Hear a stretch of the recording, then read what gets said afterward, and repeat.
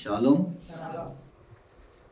ఈ యొక్క పాఠానికి ఇవ్వబడిన పేరును మనం గమనించినట్లయితే వైస్లాక్. వైస్లాక్ అంటే అర్థము ఎబ్రి భాషలో అండ్ ఈ సెంట్, మరియు అతడు పంపాడు అని అర్థము. యాకోబు అవిను వారు దూతలను పంపించారు.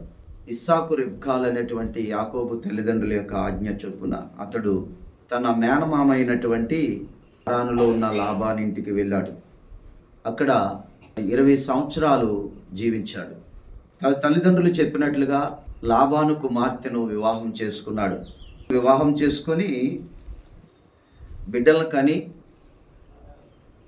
మరలా కుటుంబంతో తన తండ్రి ఇంటికి తిరిగి వస్తూ ఉన్నాడు. ఈ వస్తూ ఉన్నప్పుడు ఏం జరిగింది అనే విషయమే ఈ వైస్లాక్ పాఠము. మరి తన తండ్రి ఇంటికి వస్తున్నప్పుడు తన అన్నతో సమాధాన పడటానికి మొట్టమొదటిగా అతడు నిర్ణయించుకున్నాడు. మత్తయి సువార్త 5వ అధ్యాయంలో ఒక వ్యక్తి పరలోకమందున్న తండ్రి యొక్క మందిరానికి వెళ్ళడానికి ఎప్పుడైతే నిర్ణయించుకుంటాడో, వెళ్ళడానికి సిద్ధపడతాడో, అలాంటి వ్యక్తి ఎలాగా ఎలోహిం వారి సన్నిధికి రావాలో మెస్సయ్య చెప్పారు. మత్తయి సువార్త 5వ అధ్యాయం 23వ వచనం. కావున నీవు బలిపీఠమునొద్ద అర్పణ నర్పించుచుండగా నీ మీద నీ సహోదరునికి విరోధం ఏమైనా కలదని అక్కడ నీకు జ్ఞాపకము వచ్చిన ఎడల అక్కడ బలిపీఠముని ఎదుటనే నీ అర్పణ విడిచిపెట్టి మొదట వెళ్ళి నీ సహోదరునితో సమాధాన పడుము, అటు తరువాత వచ్చి నీ అర్పణ నర్పింపుము. బలిపీఠం ఎక్కడుంటుంది అంటే ఆయన మందిరములో ఉంటుంది. ఆయన మందిరము దేనికి సాదృశ్యం అంటే తండ్రి ఇంటికి సాదృశ్యం. అందుకనే మెస్సయ్య నా తండ్రి ఇల్లు అని ఆలయాన్ని పిలిచారు. యాకోబు కూడా తన తండ్రి ఇంటికి వస్తున్నాడు. ఈ వస్తూ ఉన్నప్పుడు తన అన్నతో తనకి విరోధం ఉన్నది. యాకోబు తన తండ్రి ఇంటి నుండి పారిపోవటానికి కారణాల్లో అది ఒక కారణం. ఒక కారణం వివాహం అయితే మరొక కారణము తన సహోదరునితో తనకున్న విరోధము. తిరిగి తండ్రి ఇంటికి వస్తున్నప్పుడు తన అన్నతో సమాధాన పడటానికి అతడు నిర్ణయించుకున్నాడు. అతడు ఏం చేశాడు అనేటువంటి విషయాన్ని మనం గమనించినట్లయితే ఏదోము దేశములో ఉన్న, అనగా శేయీరు దేశము అని మనం చదువుతున్నాము. ఆదికాండము 32వ అధ్యాయం 3వ వచనములో యాకోబు ఏదోము దేశమున అనగా శేయీరు దేశమునున్న తన సహోదరుడైన యాసావు నొద్దకు దూతలను తనకు ముందుగా పంపి అని రాయబడి ఉన్నది. రాయబారం పంపుతున్నాడు. దేని గురించి రాయబారం అంటే సమాధానాన్ని గురించి రాయబారం. ఈ రాయబారం అనేది ఏ ఏ సందర్భాల్లో జరుగుతుందంటే ముఖ్యంగా మరి యుద్ధానికి సంబంధించినటువంటి సమయంలో ఏం జరుగుతుందంటే ఒక రాజు, యుద్ధం చేసే రాజు మరొక దేశానికి రాయబారం పంపుతాడు. ఏమని అంటే, మీరు మాతో సమాధాన పడుతున్నారా లేక యుద్ధానికి సిద్ధమవుతున్నారా అనేటువంటి వర్తమానం పంపుతారు. ఇప్పటికీ కూడా ఏం జరుగుతుందంటే ఒక దేశం మరొక దేశానికి వార్నింగ్ ఇస్తారు. మేము యుద్ధం చేయబోతున్నాం మీతో, మీరు మాతో సమాధాన పడతారా అని అడుగుతారు. సమాధాన పడితే యుద్ధం చేయరు, సమాధాన పడకపోతే యుద్ధాన్ని ప్రారంభిస్తారు. ఇక్కడ యాకోబు కూడా తన అన్నతో సమాధానాన్నే కోరుకుంటూ దేవదూతలను పంపించాడు. దూతలు కాదు, తెలుగు బైబిల్లో దూతలని రాస్తుంది ఇక్కడ, కానీ దేవదూతలు వారు.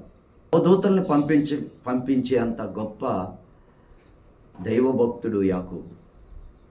దేవదూతలతో డైరెక్ట్గా మాట్లాడేటువంటి, దేవదూతలని తెలిసి మాట్లాడేటువంటి గొప్ప భక్తుడే యాకోబు.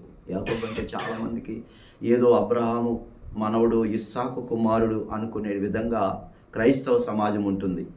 యాకోబు అబ్రహాము మనవడు, ఇస్సాకు కుమారుడు మాత్రమే కాదు, ఈ యాకోబు ఎలోహిం వారి కుమారుడు, జ్యేష్ఠ కుమారుడు.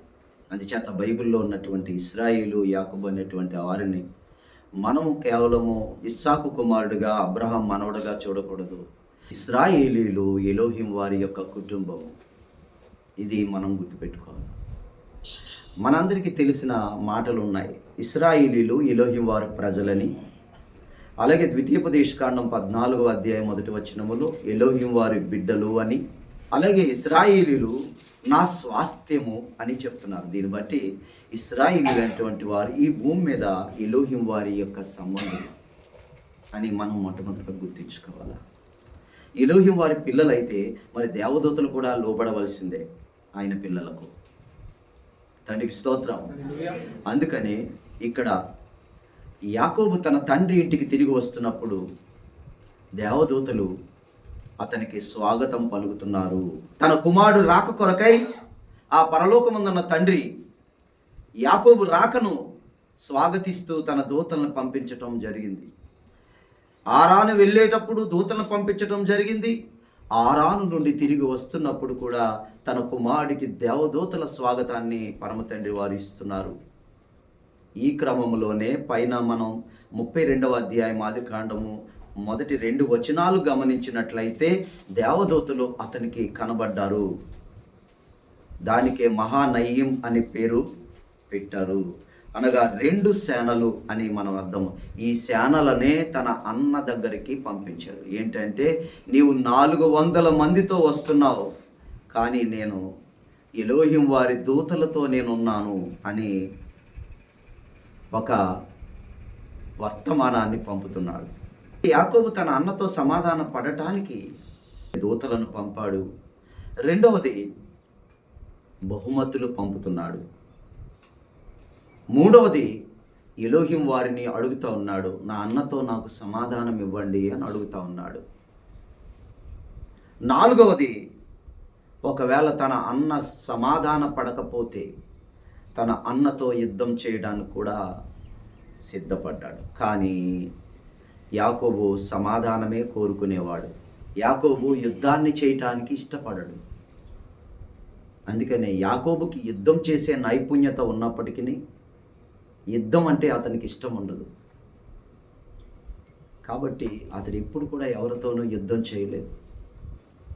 తన తల్లిదండ్రులతో యుద్ధం చేయలేదు, తన అన్నతో యుద్ధం చేయలేదు, తనను అనేక సంవత్సరాలు మోసగించి బాధ పెడుతున్నటువంటి లాభాలతో కానీ అతని కుటుంబంతో కానీ యుద్ధం చేయలేదు. అతడు ఎప్పుడు కూడా చెడుతో యుద్ధం చేశాడు. చెడ్డవారితో కాదు, చెడుతో యుద్ధం చేశాడు. చెడు మీద యుద్ధం చేశాడు. చెడును వెళ్ళగొట్టాడు అనేక హృదయాల్లోంచి. అందుకని మీరు గమనిస్తే లాబానులో ఉన్న చెడును వెళ్ళగొట్టగలిగాడు. అలాగే దుర్మార్గుడైనటువంటి యాసావులో ఉన్నటువంటి దుష్టత్వము, క్రూరత్వాన్ని కూడా వెళ్ళగొట్టగలిగాడు ఆ క్షణాల్లో. అంత పవర్ఫుల్ పర్సన్ యాకోబ్. అందుచేత యాకోబ్ అంటే కేవలం మనిషి కాదు, ఎలోహిం వారి కుమారుడు. బారుక్ హషేమ్. హల్లెలూయా, హల్లెలూయా. మరి ఈ యాకోబు సమాధానాన్ని ఇవ్వడానికే ఉన్నాడు. ఎక్కడికి వెళ్ళినా అతడు సమాధానం ఇవ్వడానికే అతని జీవితము ఉన్నది ప్రియులారా.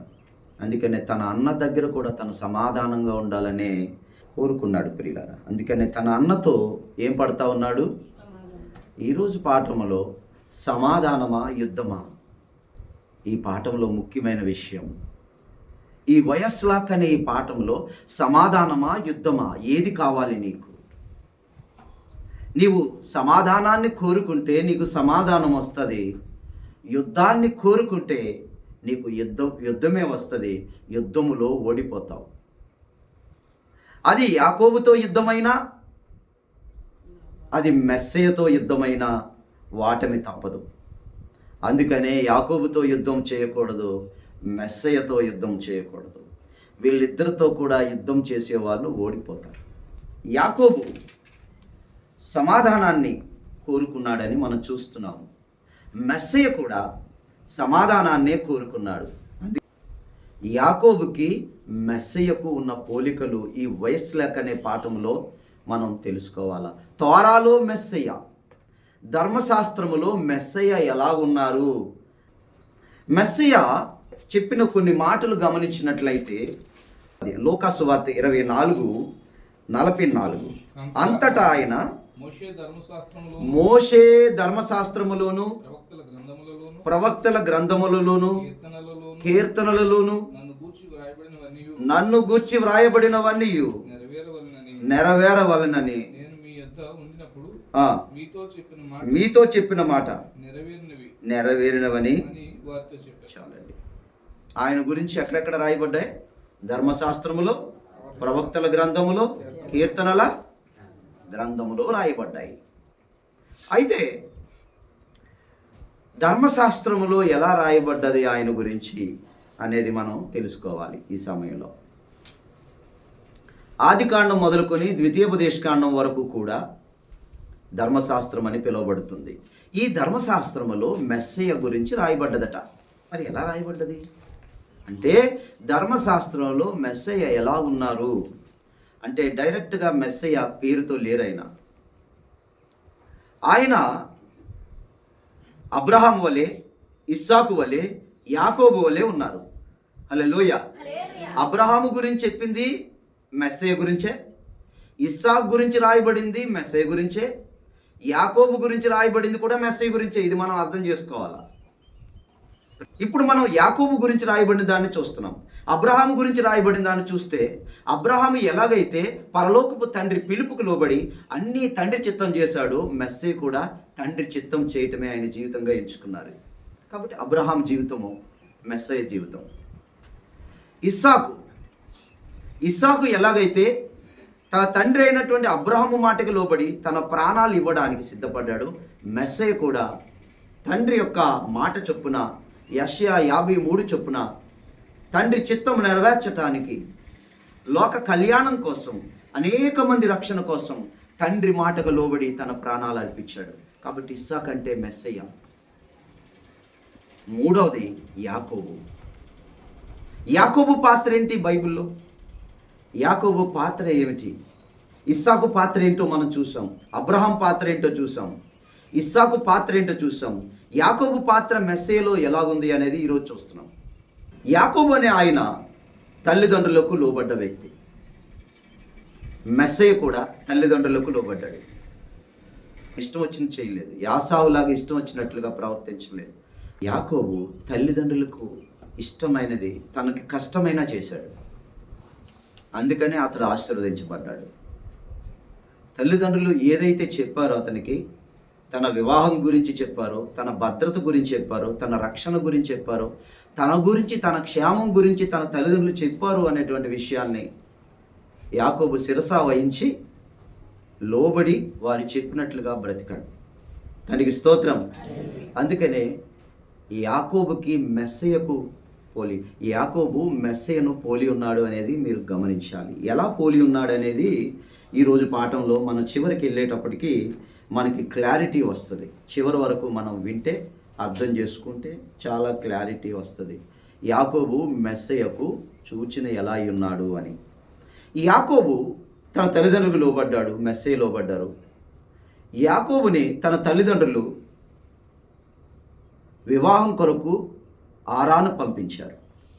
మెస్సయ్య ఈ లోకానికి తండ్రి చేత పంపబడ్డారు. ఎందుకు పంపబడ్డారంటే వివాహం చేసుకోవటానికే పంపబడ్డారు. మెస్సయ్య ఈ లోకానికి వచ్చింది ఎందుకో తెలుసా? వివాహం చేసుకోవడానికి వచ్చారు. ఈ వివాహం చేసుకోవడం అనే క్రమంలో చాలా ఉన్నాయి, అది మనం తర్వాత ధ్యానిస్తాం. యాకోబు వివాహం చేసుకోవడానికి వచ్చాడు. వివాహం వెంటనే అయిపోయిందా? ప్రియుల రావలేదు. 14 సంవత్సరాలు కొలువు చేయవలసి వచ్చింది. అంటే 14 సంవత్సరాలు వధువు కోసం శ్రమలు పడ్డాడు. ఎన్ని సంవత్సరాలు? 14 సంవత్సరాలు. ఇంకా ఒక మాటలో చెప్పాలంటే 20 సంవత్సరాలు యాకోబు వధువు కోసం శ్రమలు అనుభవించాడు. ప్రియులారా, రాత్రి అనక పగలనక అనుభవించాడు. అతడు దాసుడైపోయాడు వధువు. అలాగే మెస్సయ్య కూడా ఈ లోకానికి వచ్చాడు వధువు కోసము, మన కోసం 33.5 సంవత్సరాలు ఈ భూమి మీద దాసుడిగా పుట్టాడు, దాసుడిగా బ్రతికాడు. ఎవరి కోసం అంటే వధువు కోసం. వధువు కోసం. సంఘం అనే వధువును సిద్ధపరచడం కోసం 33.5 సంవత్సరాలు ఆయన శ్రమలు అనుభవించాడు. ప్రాణాన్నే పెట్టాడు వధువు కోసం. నేను మెస్సయ్య కూడా ఈ లోకానికి వివాహం అనే పర్పస్తో వచ్చారు. మత్తయి సువార్త 22వ అధ్యాయం 1-2 వచనాలు చూడండి. తిరిగి ఉపమాన రీతిగా పరలోక రాజ్యము తన కుమారుని పెండ్లి విందు చేసిన యొక్క రాజును పోలి ఉన్నది. చూసారా, పరలోక రాజ్యము తన కుమారుని పెండ్లి విందు చేసిన ఒక రాజును పోలి ఉన్నది. అది పరలోక రాజ్యము పెండ్లి విందును చేసే రాజును పోలి ఉందంట. ఎవరికి పెండ్లి చేసే? కుమారుడికి. ఎవరి గురించి చెప్తున్నారు? మెస్సయ్య తన గురించి చెప్తున్నారు. పరలోక రాజ్యం అంటే నా వివాహమయ్యా, మీరు అర్థం చేసుకోండి అని చెప్తున్నారు ఆయన. బారుక్ హషేమ్. కాబట్టి మెస్సయ్య ఈ లోకానికి వధువు కోసం వచ్చారు అనే విషయాన్ని మనం అర్థం చేసుకోవాలి. కాబట్టి ఇక్కడ యాకోబుకి మెస్సయ్యకు ఎలాంటి పోలికలు ఉన్నాయో అర్థం చేసుకునే ప్రయత్నం చేయండి. అదేంటండి, యాకోబు అంటే ఇస్సాకు కుమారుడు, అబ్రహాం మనవడు అంటారేమో మీరు. మెస్సయ్య అంటే దేవుని కుమారుడు కదా అంటారేమో కదా. కానీ యాకోబు కూడా దేవుని కుమారుడే. నిర్గమకాండము 4వ అధ్యాయము 22వ వచనం. అప్పుడు నీవు ఫరోతో ఇశ్రాయేలు నా కుమారుడు. చూసారా, ఇశ్రాయేలు అబ్రహాం మనవడు, ఇస్సాకు కుమారుడు అంటలేదు.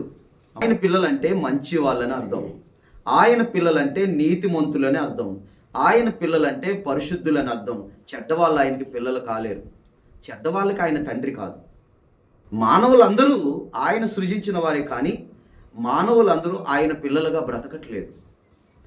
ఆయన పిల్లలుగా బ్రతకలేని మానవులకి ఆయన ఇచ్చే ఆప్షన్ ఏంటంటే, మీరు నాకు ఇష్టలుగా బ్రతికితే, నీతిమంతులైతే, పరిశుద్ధులైతే మీరు నాకు పిల్లలు అవుతారు అని చెప్తున్నాడు. అందులో మొట్టమొదటిగా అబ్రహాం అయ్యారు, తర్వాత ఇస్సాక్ అయ్యారు, తర్వాత ఎవరయ్యారు? యాకోబు అయ్యారు. హల్లెలూయా. యాకోబు ఎలోహిం వారి కుమారుడిగా రూపాంతరం చెందాడు. యాకోబు ఎలోహిం వారి కుమారుడు ఎందుకు అయ్యాడంటే, లోబడే మనసు అతనికి ఉంది. శ్రమలలో కూడా నీతిని అతడు విడిచిపెట్టలేదు. లాబాను దగ్గర తన పొందిన శ్రమల్లో కూడా నీతిని విడిచిపెట్టలేదు. అందుకనే యాకోబు పరమ తండ్రికి కుమారుడే కాదు, జ్యేష్ఠ కుమారుడయ్యాడు. జ్యేష్ఠ కుమారుడు అంటే అర్థం ఏంటో తెలుసా? జ్యేష్ఠ కుమారుడు అంటే బల ప్రారంభం. దానినే దక్షిణ హస్తం అంటారు, రైట్ హ్యాండ్. పరమ తండ్రికి రైట్ హ్యాండ్ ఎవరంటే ప్రథమ సంతానం, బారుక్ హషేమ్. ఆయనకు చాలామంది జ్యేష్ఠ కుమారులు ఉన్నారు. అందులో ముఖ్యమైన వ్యక్తులలో యాకోబు ఉన్నాడు. తండ్రికి స్తోత్రం. కాబట్టి ఇక్కడ యాకోబు ఏమని పిలువబడ్డాడు? మరి మెస్సయ్య కూడా జ్యేష్ఠ కుమారుడు అని పిలువబడ్డాడు. రోమాపత్రిక 8వ అధ్యాయము 29వ వచనంలో తన కుమారుడు అనేకులలో జ్యేష్ఠుడగునట్లు అని మాట మనం చూస్తున్నాము. మెస్సయ్య అనేకులలో జ్యేష్ఠుడయ్యాడు. జ్యేష్ఠుడనేవాడు ఎలాంటి వాడై ఉంటాడంటే, కుటుంబ బాధ్యతలను మోసేవాడు జ్యేష్ఠుడై ఉంటాడు. తండ్రికి స్తోత్రం.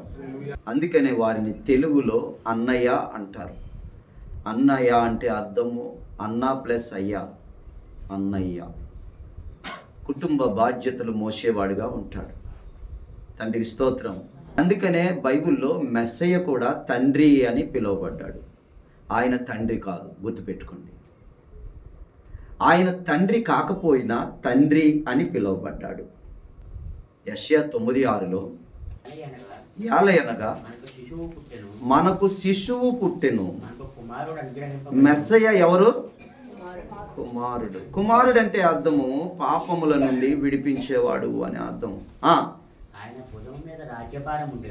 ఆయన భారం మోయటానికి వచ్చాడు. ఎవరి భారము? తండ్రి భారము. పరమ తండ్రికి రాజ్యం అనేది ఒకటి ఉంది. ఆ రాజ్య భారాలు మోయటానికి మెస్సయ్య వచ్చారు. ఆయన ఇంకా ఏమని పిలువబడ్డాడంటే ఆశ్చర్యకరుడు అని పిలువబడ్డాడు. ఆలోచనకర్త అని పిలువబడ్డాడు. బలవంతుడైన ఎలోహిమై ఉన్నాడు, నిత్యుడగు తండ్రి, నిత్యుడగు తండ్రి. సమాధానకర్త అధిపతి అని అతనికి పేరు పెట్టబడింది. ఆయనకి సమాధానకర్త, నిత్యుడగు తండ్రి అనేటువంటి పేరు కూడా ఉంది. తండ్రికి స్తోత్రం. హల్లెలూయా. ఎందుకు మెస్సయ్య నిత్యుడగు తండ్రి? నిత్యుడగు తండ్రి అంటే అర్థం తండ్రి బాధ్యతలు తీసుకున్నాడని అర్థం, అంతేకాని ఆయన తండ్రి కాదు. కాబట్టి ఇక్కడ యాకోబు జ్యేష్ఠ కుమారుడు ఎలా అయ్యాడో మెస్సయ్య కూడా ఏమయ్యాడు? జ్యేష్ఠ కుమారుడు. జ్యేష్ఠ కుమారుడయ్యాడు. యాకోబు పరలోకపు తండ్రి బాధ్యతలు మోశాడు. ఇదేంటండి పరలోకపు తండ్రి బాధ్యతలు ఏం మోసాడండి? అతడు కేవలం తను పెళ్లి చేసుకొని పిల్లలను కన్నాడు, దాన్ని పరలోక బాధ్యత అంటారేంటి మీరు? అంటారేమో, అంటారు కదా, అంటారా? విమర్శలు ఎన్నో రకాలుగా ఉంటాయి, కానీ బయటకు కనబడేది వేరు. యాకోబు యొక్క జీవితంలో దాగి ఉన్న పరమ తండ్రి యొక్క రాజ్య మర్మం వేరు. యాకోబు అనేటువంటి ఆయన పరమ తండ్రి రాజ్యం కొరకు ఏర్పాటు చేయబడిన వ్యక్తి. అది ఇశ్రాయేలు నాకు యాజక రూపమైన రాజ్యం అన్నారు. కేవలం అతను ఇస్సాకు కుమారుడు మాత్రం కాదు, అతడు పరమ తండ్రి కుమారుడై పరమ తండ్రి యొక్క రాజ్యము స్థాపించటం. అందుకనే ఇశ్రాయేలు రాజ్యము ఎలోహిం వారి రాజ్యము. ఆ రాజ్యము బలంగా ఉండటానికి యాకోబు ఎంతో కష్టపడ్డాడు, శ్రమించాడు, తన కుటుంబానికి వాక్యం నేర్పించాడు, సత్యాన్ని నేర్పించాడు, తన బిడ్డలకు సత్యవాక్యం బోధించాడు. ప్రియులారా, ఎలోహిం వారి రాజ్యాన్ని కట్టాడు. తండ్రికి స్తోత్రం, హల్లెలూయా. అందుకనే అతడు ఏమయ్యాడు? ఎలోహిం వారికి జ్యేష్ఠ కుమారుడయ్యాడు. మెస్సయ్య కూడా తండ్రి రాజ్యాన్ని స్థాపించటానికి ఈ లోకానికి వచ్చారు. తండ్రి రాజ్యము స్థాపించటానికి ఈ లోకానికి వచ్చిన ఆయన వధువును సిద్ధపరచుకొని వధువు కొరకు శ్రమ పడ్డాడు. ప్రియులారా, ఇక్కడ యాకోబుకి మెస్సయ్యకున్న పోలికలు ఒకటి ఒకటి చూస్తూ వస్తున్నాం. యాకోబు సమాధానాన్నే కోరుకున్నాడు, యాకోబు యుద్ధాన్ని కోరుకోడు. ఇశ్రాయేలీలు యుద్ధానికి వెళ్ళేటప్పుడు వాళ్ళు ఏం చెయ్యాలో పరమ తండ్రి తోరా చెప్తుంది. చూడండి ఒకసారి, ద్వితీయోపదేశకాండము 20వ అధ్యాయము 10వ వచనాన్ని చదువుకుందాము. యుద్ధము చేయుటకు జాగ్రత్తగా గమనించాలి. యుద్ధము చేయుటకు మీరు ఒక పురము మీదకి సమీపించినప్పుడు ఒక పురము మీదకి సమీపించినప్పుడు సమాధానము నిమిత్తము రాయబారమును పంపవలెను. యాకోబు కూడా ఏం ప్రకటించాడు? సమాధానం పడటానికి రాయబారం పంపాడు. అవతల వాళ్ళు సమాధానమని నీకు ఉత్తరం ఇస్తే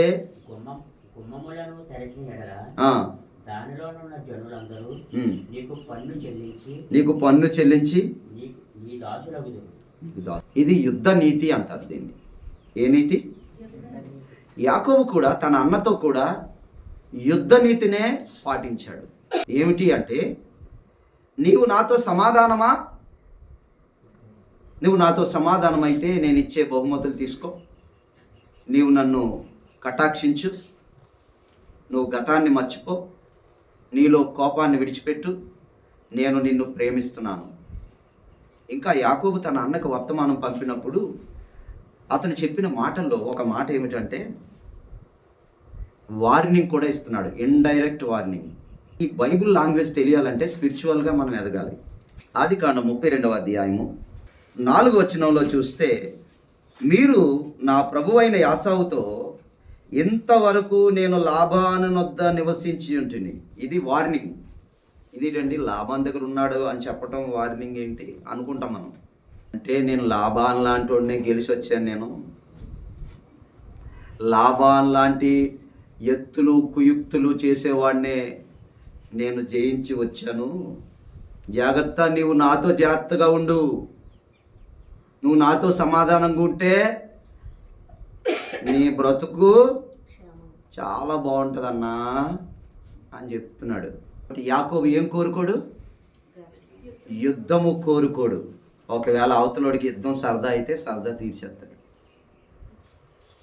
యాకోబు యుద్ధం చేయడు. అందుకనే ఇజ్రాయిల్ ఎవరి మీదకి ఊరికి వెళ్ళరు. ఎవడైనా యుద్ధానికి మాత్రం యాకోబుని కానీ రేపితే ఆ సింహాన్ని తోకట్టుకుంటే అది ఏం చేస్తుంది? కడుతుంది. అదే పని చేశారు. ఇజ్రాయిల్ సింహం అయితే హమాస్ ఏంటి? ఎలక. ఇదేంటండి ఎలక అంటారు ఏంటండి బాబు అంటారు. ఎలక ఎక్కడికి వెళ్తుంది? మీరు కన్నాల్లో దూరిపోతుంది. వీళ్ళు ఇజ్రాయిల్ని శిక్షించి బాధ పెట్టి ఎక్కడ దూరేశారు? అది వీళ్ళ కొండలు తవ్వి ఎలకలు పట్టడం అంటే ఇజ్రాయిల్లో పడతారు. కొండలు తవ్వేశారు, ఎలకలను పట్టేశారు. అందుకని ఇజ్రాయిల్ ఎవరితో యుద్ధం చేయదు. యుద్ధం కానీ దాంతో పెట్టుకుంటే ఉంటుంది. కానీ ఇజ్రాయిల్తో ఎవరైతే సమాధాన పడతారో వాళ్ళు లైఫ్ లాంగ్ సమాధానంగా ఉంటారు. అలా సమాధాన పడిన వాళ్ళు ఉన్నారు బైబిల్లో. తండ్రికి స్తోత్రం, హల్లెలూయా. సమూయేలు వారు రాసినటువంటి 2వ గ్రంథం 10వ అధ్యాయం 19వ వచనం. హదదెజరునకు సేవకులకు రాజులందరూ తాము ఇశ్రాయేలీయుల ఎదుట నిలువ లేకుండా కొట్టబడి ఉండుట చూచి ఇశ్రాయేలుతో సమాధానపడి వారికి లోబడిరి. ఇశ్రాయేలుతో ఏం పడాలి? సమాధాన పడాలి, లోబడాలి. ఏ దేశమైతే, ఏ ప్రజలైతే, ఏ వ్యక్తి అయితే ఇశ్రాయేలీయులతో సమాధాన పడతాడో ఏమవుతారు? సమాధానంగా ఉంటారు. అందుకనే ఇశ్రాయేలుతో సమాధాన పడేటువంటి వాళ్ళు ఏ దేశమైనా క్షేమంగా ఉంటారు. ఇప్పుడు ఇండియా ఉంది. ఇండియా ధైర్యం అంతా ఏంటో తెలుసా? ఇజ్రాయేలే. ఎందుకని? మనకి యుద్ధం వచ్చినా ఇజ్రాయెల్ సహాయం చేస్తుంది అనే ఒక ధైర్యంతో ఉన్నారండి. ఏ దేశము ఇశ్రాయేలుతో సమాధాన పడుతుందో ఆ దేశం బాగుపడుతుంది. అమెరికా ఇజ్రాయెల్తో సమాధానం ఉంది కాబట్టి అది సేఫ్గా ఉంది. అమెరికా ఇజ్రాయెల్తో శత్రుత్వం పెంచుకుంది అనుకోండి, ఆ దేశంలోనే ఆ ఇజ్రాయెల్ లేస్తారు. అందుకని ఇప్పుడు బద్ధ శత్రువులైన ఇస్మాయిలీలు కూడా ఇశ్రాయేలీలతో ఏమవుతున్నారు? సమాధాన పడుతున్నారు. అబ్రహాం కవెనెంట్లో చేరుతున్నారు. అందుకనే ఈ యొక్క రాజులు ఏం చేశారంటే సమాధాన పడుతున్నారండి. ఒకవేళ ఇశ్రాయేలుతో యుద్ధం కానీ ప్రారంభిస్తే ఆ దేశం నామరూపాలు లేకుండా పోతుంది. యాసావు యాకోబుతో సమాధానంగా ఉన్నంతసేపు బాగానే ఉన్నాడు. తర్వాత కొద్దిసేపే అతడు తన తమ్ముడిని ముద్దు పెట్టుకున్నాడు. తర్వాత తన తమ్ముడి మీద కోపం పెట్టుకున్నాడు. తన తమ్ముడి మీద కోపం పెట్టుకున్నాడని ఎలా తెలుస్తుందంటే, ఇశ్రాయేలీలు ఐగుప్తు దేశంలో నుండి తిరిగి వస్తున్నప్పుడు ప్రియులారా, ఇశ్రాయేలీలు కాలినడకను కూడా ఆ దేశంలోంచి వెళ్లకుండా పర్మిషన్ ఇవ్వలేదండి. ఆ దేశం నుంచి వెళ్ళొద్దన్నారండి యాసా వంశస్థులు. యాసా వంశస్థులకి ఇశ్రాయేల్ అంటే అంత ద్వేషం ఎలా వచ్చింది? తల్లిదండ్రులు చెప్పారు కాబట్టి. పిల్లలకి ఎలా తెలుస్తుందండి? ఒకరి మీద ద్వేషం ఎలా వస్తుంది? వాళ్ళకి రాదండి. వాళ్ళంతటా వాళ్ళకి రాదు. పేరెంట్స్ చెప్తూ ఉంటారు. అలాగే యాసావు కూడా చెప్పాడు. ఏమని చెప్పాడు తన పిల్లలకే? ఇదిగో నా తమ్ముడు ఇలా చేశాడు, ఇలా చేశాడు, అలా చేశాడు అని చెప్తారు. అదే వాళ్ళ పిల్లలు నేర్చుకుని వాళ్ళ మీద ఏం పెట్టుకున్నారు? కానీ మన పరమ తండ్రి మంచివాడు. అని స్తోత్రం. యాకోబుకి ఏం చెప్పాడు తెలుసా? పరమ తండ్రి వారు, యాకోబు అతడు నీ అన్నయ్య, నీ అన్న. అతనికి సెయిర్ ఇచ్చాను, ఏదోం దేశం ఇచ్చాను. నువ్వు అతనితో కలహపడద్దు, నువ్వు అతనితో సమాధానంగా ఉండని చెప్పారు. అందుకనే ఈ రోజుకి కూడా ఇశ్రాయేలీలు గాజా ప్రాంతాన్ని కానీ, లేకపోతే ఫిలిస్తీయ దేశాన్ని కానీ, పాలస్తీనా దేశాన్ని కానీ, ప్రాంతాన్ని కానీ ఎందుకు ప్రేమిస్తారు తెలుసా? హమాస్ ఉన్న ప్రాంతము గాజా ప్రజలందరికీ అన్నం పెట్టారు వాళ్ళు. ఒకప్పుడు యుద్ధానికి ముందు ఇశ్రాయేలీలే వాళ్ళని సాకారండి. తెలుసా ఆ విషయం మీకు? అది వాళ్ళకు ఉద్యోగాలు ఇచ్చారు, వాళ్ళకు జీవనోపాధి కల్పించారు. ఎందుకో తెలుసా? వాళ్ళు మా అన్న పిల్లలు అని. ఎంత ప్రేమ చూడండి యాకోబుకి. ఎందుకో తెలుసా? తమ తండ్రి అయిన పరలోకపు తండ్రి తమకు చెప్పారు, మరి ఏదోముతో నువ్వు కలహపడకూడదు, వాళ్ళతో గొడవ పడకూడదు అని చెప్పారు. దాన్ని పాటించారు. ఇప్పుడు అదే పరమ తండ్రి ఏం చెప్తున్నాడంటే, వాళ్ళని నల్లగొట్టి పారేయండిరా, వెళ్ళండి అని చెప్తున్నాడు ఆయన. అదే ఉపదేయ గ్రంథం. ఉపదేయ గ్రంథం ఏం చెప్తుందంటే, ఏదో పని పట్టండి అని చెప్తున్నాడు పరమ తండ్రి. 1వ అధ్యాయం 18వ వచనం చూడండి. యాకోబు సంతతి వారు మంటయోగుదురు, యాసావు సంతతి వారు వాటి కొయ్యకాలుగా ఉందురు. వారిలో ఆ, ఎవడనూ తప్పించుకొనకుండా ఆ. యోసేపు సంతతి వారు వారిలో కంటే వారిని కాల్చివేరు. చూసారా? కాల్ చేస్తారు, చదవండి. ఎస్ఐ వారు నాటి ఇచ్చి ఉన్నారు. ఉమ్. దక్షిణ దిక్కున నివసించే వారు యాసావు యొక్క పర్వతమును స్వతంత్రించుకొని కాబట్టి ఇప్పుడు ఏం చెప్తున్నారు వీళ్ళు మరి తెలుసా? చూశాడు ఎక్కడ మరి యాసావు మారతారేమో అని ఎదురు చూశాడు, సమాధానం పడతాడేమో, ఇజ్రాయెల్తో కలుస్తాడేమో అని చూశాడు ఎలోహిం వారు. ఇక కలిసే పరిస్థితి లేదని ఆయనకి తెలిసి ఇప్పుడు ఏమని చెప్తున్నాడంటే, ఓ ఇజ్రాయేలు నువ్వు వెళ్ళి మొత్తం ఆ దేశాన్నే స్వతంత్రించుకో. గాజాని స్వతంత్రించుకున్నారు ఇజ్రాయిల్. ఇప్పుడు అఫీషియల్గా స్వతంత్రించుకోకపోవచ్చు, కానీ భవిష్యత్తులో అఫీషియల్గా గాజా ప్రాంతము ఇజ్రాయిల్ అండర్లో పోతుంది. ఒక మాటలో చెప్పాలంటే ఆ చుట్టుపక్కల దేశాలన్నీ కూడా ఇజ్రాయిల్ భూభాగంలో కలిసిపోతాయి. రాబోయే దినాల్లో ఈ ప్రాంతాలన్నీ కూడా యాకోబులో కలిసిపోతాయి. యాసావు మారు మనసు లేనివాడు అని చెప్పి మనం చదువుతాం. చూడండి, ఉపద్య గ్రంథము 1వ అధ్యాయము 1వ వచనము. ఉపద్యకు కలిగిన దర్శనము ఏదోమును గురించి ప్రియుడగు ఎల్షదాయి వారు సెలవిచ్చినది. ఎల్షదాయి వారి యొద్ద నుండి వచ్చిన సమాచారము మాకు వినబడెను. పరమతండ్రి దగ్గర నుంచి ఒక న్యూస్ వచ్చింది. ఎందుకంటే ఇప్పటివరకు ఏ న్యూస్ విన్నారు? ఏదోముతో గొడవ పడొద్దు అనే వార్త మాత్రమే విన్నారు ఇజ్రాయేలీలు. ఇప్పుడు పరమతండ్రి దగ్గర నుంచి ఒక న్యూస్ వచ్చింది. ఏంటి ఆ న్యూస్ అంటే, ఏదోము మీద యుద్ధము చేయుటకు లెండని జనులను రేపుటకే దూతలు పంపబడుతున్నారు. పరమతండ్రి వారు ఏం చెప్తున్నారంటే, మీరు యుద్ధం చేయడానికి మీరు సిద్ధం అవ్వండి అని చెప్తున్నారు. యాకోబు యుద్ధాన్ని కోరుకోడు. యాకోబు యుద్ధం చేస్తే ఎవరు కూడా నిలవలేరు. యాకోబు ఏదోముతో యుద్ధం కోరుకోలేదు, కానీ ఏదోమే యాకోబు యుద్ధం చేయడానికి కారణమైంది. తండ్రి రీతిగా ఏదోము పూర్తిగా డిస్ట్రాయ్ చేయబడుతోంది. ఈ అధ్యాయం చివరి వరకు మనం చదివితే, ఏదోము సాతాను రాజ్యానికి సాదృశ్యమై ఉన్నాడు. ఎలా అనేది మీరు గమనిస్తే, యాసావు యాకోబులు ఇద్దరు కూడా అన్నదమ్ములే కదా. వీళ్ళిద్దరిలో దీవింపబడిన వారెవరు? యాకోబు. మరి దీవించబడిన వాడు యాకోబు అయితే, ఇద్దరిలో ముందు రాజు ఎవరయ్యారు? యాసావు అయ్యాడు. ప్రియులారా, యాకోబు కంటే రాజు ఎవరయ్యారు ముందు? యాసావు అయ్యాడు. యాకోబు ఎప్పుడు రాజు అయ్యాడు? చాలా సంవత్సరాలు పట్టింది. 430 సంవత్సరాలు పట్టించింది యాకోబు రాజు అవడానికి. కానీ ప్రియులారా, యాసావు ముందే రాజు అయిపోయాడు. యాసావు రాజుగా ఉన్నప్పుడు యాకోబు అక్కడ ఆరాన్ దేశంలో దాసుడిగా బ్రతుకుతున్నాడు, గొర్రెల కాపురుగా బ్రతుకుతున్నాడు, శ్రమలతో బ్రతుకుతున్నాడు. ఇక్కడ మనం గుర్తించుకోవాల్సిన ఒక విషయం ఏంటంటే, సాతాను సామ్రాజ్యము ఎలోహిం వారి సామ్రాజ్యం కంటే ముందు ఈ భూమి మీద ఉన్నదన్నమాట. అది సాతాను సామ్రాజ్యము ఏదోము సామ్రాజ్యానికి సూచనగా ఉంది. ప్రియులారా, ఇప్పుడు ఇశ్రాయేలు ఏం చేస్తారంటే సాతాను సామ్రాజ్యాన్ని కూలగొడతారనమాట. ఇశ్రాయేలు అనే ఆయన సృష్టికర్త సామ్రాజ్యాన్ని ఈ భూమి మీద స్థాపించడానికి ఎన్నుకోబడ్డ పరమ తండ్రి బిడ్డ. ఉపద్య గ్రంథం 1:21 చదువుతున్నాను. ఉపద్య గ్రంథం 1:21. మరియు యాసావు యొక్క కొండకు తీర్పు తీర్చుటకై సియోను కొండ మీద రక్షకులు పుట్టుదురు, అప్పుడు రాజ్యము ఎల్షదాయి అగును. ఈ వాక్యం చాలా స్పెసిఫిక్గా మనం అర్థం చేసుకోవాలి. ఏమిటి అంటే, యాసావు కొండ, సియోను కొండ. యాసావు కొండ సాతాను రాజ్యానికి సాదృశ్యమైనది. సాతాను కొండ మీద ఉంటాడు, పరమ తండ్రి కొండ మీదే ఉంటాడు. అంటే ఒక విషయంలో చెప్తున్నాను, సాతాను కూడా ఎక్కడ ఉంటాడు? కొండ మీద. కొండ అంటే ఏంటి? ఎత్తు అయిన. సాతాను ఎత్తైన స్థానంలో ఉండాలని కోరుకుంటాడు. పరమ తండ్రి అయితే ఆటోమేటిక్గా ఆయన ఎత్తైన స్థానంలో ఉన్నవాడు. ఆయన తండ్రికి స్తోత్రం. అందుచేత ఏదోము సామ్రాజ్యము, సాతాను యొక్క సామ్రాజ్యము, సాతాను యొక్క ఉన్నతి అంతా కూడా పడగొట్టబడుతుంది. ఎవరి ద్వారా పడగొట్టబడుతుంది అంటే ఇశ్రాయేలీల ద్వారా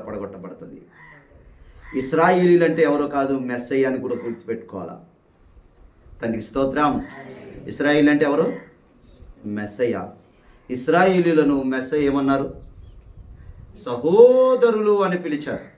ఇశ్రాయేలు ఏమన్నారు? ఆయన యోహాను సువార్త 1:11 మెస్సయ్య తన సహోదరుల దగ్గరికి వచ్చాడు అని చదువుతున్నాం. కాబట్టి ఇప్పుడు ఇశ్రాయేలీలు ఒక పని చేస్తే ఆ పని మెస్సయ్య పూర్తి చేస్తారు. మెస్సయ్య వచ్చే వరకు ఇశ్రాయేలీలు ఎలోహిం వారి రాజ్య స్థాపన కొరకై మెస్సయ్య వచ్చే లోపులో ఇశ్రాయేలీలు సాతాను సామ్రాజ్యాన్ని కూలదోస్తూ ఉంటారు. మెస్సయ్య వచ్చి పూర్తిగా ఫినిష్ చేసేస్తారు. యాకోబు ఏది కోరుకోడని విన్నాం? యుద్ధం కోరుకోడని విన్నాం. ఒకవేళ యాకోబు యుద్ధం చేస్తే ఏమవుతుందో చూస్తున్నాం, ప్రపంచం కూడా చూస్తుంది. అందుకనే యాకోబుతో యుద్ధం పెట్టుకుంటే వాళ్ళకి ఏమవుతుంది అనేది భయం వేస్తుంది. అది ఒకటైతే మెస్సయ్య కూడా ఈ లోకములో సమాధానం ఇవ్వడానికే వచ్చారు. ఏమొచ్చారు? దేనికి వచ్చారు? 2000 సంవత్సరాల క్రితం ఆయన సమాధానకర్తగా వచ్చారు. సమాధాన సువార్త ప్రకటించారు, రాజ్య సువార్త ప్రకటించారు, రక్షణను గురించి ప్రకటించారు. నా యందు మీరు విశ్వాసం ఉంచితే మీరు పరలోక రాజ్యం వస్తుందని చెప్పారు. నా తండ్రి చిత్తం చేస్తే మీరు పరలోక రాజ్యంలో చేరతారని చెప్పారు. మీరందరూ పాపాన్ని విడిచి నీతిమంతులుగా బ్రతకండి, రాబోయే ఉగ్రతలోని తప్పించుకుంటారు అని చెప్పారు. కాబట్టి ఈ లోకానికి శాంతి సందేశాన్ని ఇచ్చారు. తనతో ఉంటే శాంతి ఉంటుందని ప్రకటించారు. నేను నా శాంతిని మీకు ఇస్తున్నాను, నా సమాధానాన్ని మీకు అనుగ్రహిస్తున్నానని చెప్పారు. ఇట్టి సమాధానాన్ని అనుగ్రహించే మెస్సయ్య ఏం కోరుకుంటున్నారంటే తనతో అందరూ సమాధాన పడాలని కోరుకుంటున్నారు. ఒకవేళ ఆయనతో సమాధాన పడకపోతే ఆయన యుద్ధాన్ని చూడాల్సి వస్తుంది అనేది మెస్సయ్య వారిని ఇచ్చారు. మెస్సయ్య చెప్పారు, నేను మరలా వస్తాను, దూతలతో వస్తాను. నేను వచ్చినప్పుడు కానీ ఎవరైతే మారు మనసు పొందరు, ఎవరైతే నాతో సమాధానం కలిగి ఉండరు, వారందరినీ శిక్షిస్తానని మెస్సయ్య చెప్పారు. తెలుసా విషయం? అందుకనే ఆయన యుద్ధం చేయడానికి వస్తున్నారు. ఎవరితో యుద్ధం చేయడానికి వస్తున్నారంటే ఆయనతో సమాధాన పడని వారితో ఆయన యుద్ధం చేయడానికి వస్తున్నారు. ఆయనను సమాధానకర్తగా అంగీకరించని వారితో యుద్ధం చేయడానికి వస్తున్నారు. ఆయన్ని రక్షకుడిగా, విమోచకుడిగా, పరిశుద్ధుడిగా, ఆయన మా కోసం త్యాగం చేశాడనేటువంటి విశ్వాసము ఎవరైతే కలిగి ఉండరో వారిని శిక్షించడానికి, వారితో యుద్ధం చేయడానికి వస్తున్నారు. ప్రకటన గ్రంథము 19వ అధ్యాయము 11వ వచనాన్ని చూసుకుందాం. మరియు పరలోకము తెరవబడి ఉండుట చూస్తున్నాము. తెల్లని గుర్రము కనబడింది. నమ్మకమైన వాడు, సత్యవంతుడును అను నామము గలవాడు, ఆయన నీతిని బట్టి విమర్శ చేయొచ్చు. చూసారా? ఆయన యుద్ధం ఎటువంటి యుద్ధం? నీతితో విమర్శ చేసి యుద్ధం చేస్తాడు. న్యాయమైన యుద్ధం చేస్తాడు, అన్యాయమైన యుద్ధం చేయడండి. ఇరాన్ గురించి విన్నారు కదా. ఇరాన్ ఇజ్రాయెల్తో యుద్ధం ఎప్పటి నుంచి ప్రారంభించిందో తెలుసా? అక్టోబర్ 7వ తారీఖు నుంచి ప్రారంభించింది. హమాస్ కాదు, ఇరాన్. డైరెక్టరు, నిర్మాత ఇరాన్. యాక్టర్ ఎవరో? హమాస్. అంటే ఇరాన్ దొంగ యుద్ధం చేస్తుంది. కానీ మెస్సయ్య డైరెక్ట్గా చెప్తున్నాడు, నేను యుద్ధానికి వస్తున్నాను, కాసుకొని రెడీగా ఉండండి. నాతో సమాధాన పడతారా? నాతో యుద్ధానికి సిద్ధపడతారా? ఆయన చేసే యుద్ధం సెకండ్స్లో ఫినిష్ అయిపోతుంది. చూడండి ఆయన యుద్ధం ఎలా చేస్తాడో మనం చూద్దాం. ప్రకటన గ్రంథము 19:15 జనములను కొట్టుటకై ఆయన నోట నుండి వాడిగల ఖడ్గము బయలు వెడలుచున్నది. చూసారా? ఆయన కత్తి ఎక్కడుంది అంటే ఆయన మాట సెలవిస్తే అది ఏం జరగాలని చెప్తారో అది జరిగిపోతుంది. కాబట్టి ప్రకటన 19లో చివరికల్లా మనం చూసుకుంటూ వెళ్తే మెస్సయ్య యుద్ధం కనబడుతుంది. అందుచేత యాకోబుతో సమాధాన పడే వాళ్ళు సమాధానంగా ఉంటారు, యాకోబుతో యుద్ధం చేసేవారు మాయమైపోతారని బైబిల్ చెప్తుంది. యాకోబుతో యుద్ధం చేసే వాళ్ళు ఏమైపోతారంట? మాయమైపోతారంట. అంటే ఆ సామ్రాజ్యాలే నిలవబడవంట. అందుకని మీరు గమనించారో లేదో, యాకోబుతో యుద్ధం చేసిన బబులోన్ మాయమైపోయింది, మాదియా పారిస్కులు మాయమైపోయారు, గ్రీకులకు అడ్రస్ లేదు. రోమా రాజ్యము ఏదోము రాజ్యానికి సూచన అనమాట. ఏదోము అంటే ఎర్రగా ఉంటాడు. అందుకని మీరు చూస్తే రోమ్ అంతా కూడా రెడ్ ఎక్కువ ఉంటుందండి. వాళ్ళ యొక్క బిల్డింగ్స్ కానీ అన్నీ కూడా రెడ్ ఉంటుందండి. ఏదోము సామ్రాజ్యాన్ని ఫినిష్ చేయడానికి మెస్సే వస్తారు. అందుకనే సియోనులు కొండ మీద ఎవరు పుడతారు? రక్షకులు పుడతారు. ఎవరు ఆ రక్షకులు అంటే మెస్సేతో పాటు సియోను కొండ మీద రక్షకులు ఉంటారు. కాబట్టి నా ప్రియమైన సహోదరి సహోదరులారా, మనం మెస్సేతో సమాధానంగా ఉంటే, ఇజ్రాయేలుతో సమాధానంగా ఉంటే, మరి భవిష్యత్తులో మనము ఆయన రాజ్యములో ఉంటాము. అది ఈ వైస్లాక్. ఈ వైస్లాక్ అనే పాఠములో తండ్రి ఇంటికి వస్తున్న యాకోబు తన సహోదరునితో సమాధాన పడుతూ తండ్రి ఇంటికి చేరుకున్నాడు. అలాగే మనం కూడా సమాధానంతో పరమతండ్రి రాజ్యానికి చేరుకోవాలి. పరమతండ్రి ఈ వాక్యమును మన వెనుకిడిలో దీవించి ఆశీర్వదించును గాక. షాలోమ్. అందరికీ షాలోమ్. ఈ వాక్యం విన్న మీ అందరికీ షాలోమ్. మరి ఈ యొక్క వాక్యాన్ని ఇంకా అనేక విషయాలు మీరు తెలుసుకోవాలని మీకు ఆసక్తి ఉన్నట్లయితే మరి ప్రార్థన చేయండి. ఇంకా అనేక పరలోక రాజ్య మర్మాలు మనం తెలుసుకుందాం. ఆమేన్.